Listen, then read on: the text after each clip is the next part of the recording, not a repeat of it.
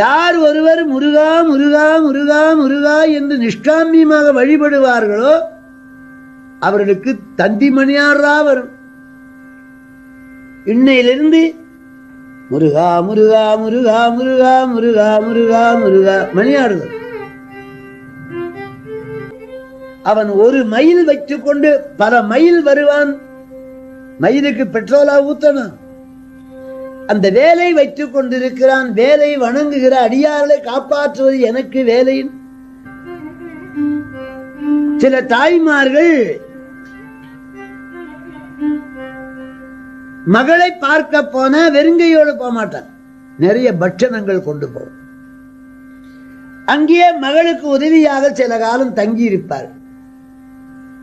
முருகப்பெருமானுடைய அப்பா பரமசிவன், அம்மா பார்வதி. முருகனுக்கு மாமா நாராயணன், மாமி லட்சுமி. சுப்பிரமணியருக்கு லட்சுமி மாமியார். முருகப்பெருமானுடைய திருவுருவ படம் வீட்டில் இருந்தா அந்த மருமகனை தேடிக்கின்னு மாமியார் போன மாதிரி லட்சுமி நம்ம வீட்டுக்கு வருவா மாப்பிள்ளையை தேடி. தவிர்க்க முடியாத ஒரு ஆபத்து ஒன்று உண்டு. இப்ப நமக்கு பசி, யாராவது அன்னம் தருவார். கொஞ்சம் குளிர்கிறது, ஒருவர் துணி எடுத்து கொடுப்பார்.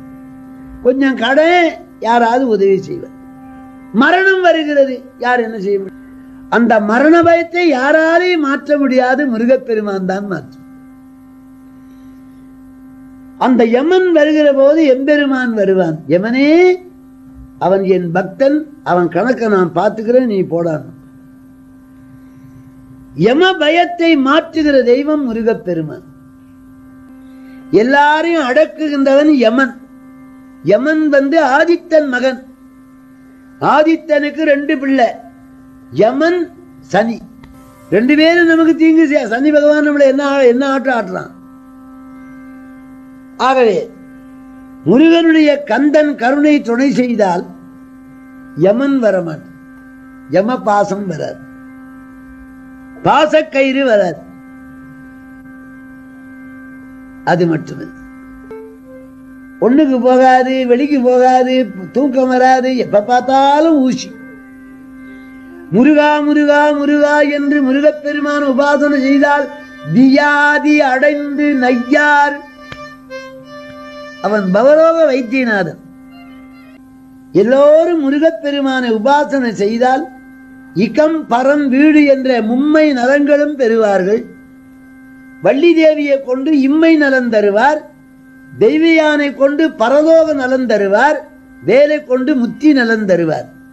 இகம் பரம் வீடு என்ற மும்மை நலன்களையும் தருகின்ற தெய்வம் முருகப்பெருமான்.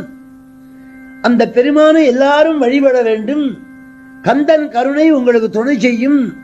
கந்தன் உலகத்துக்கே சொந்தமானவன், பந்த பாசங்களை நீக்குகின்றவன்.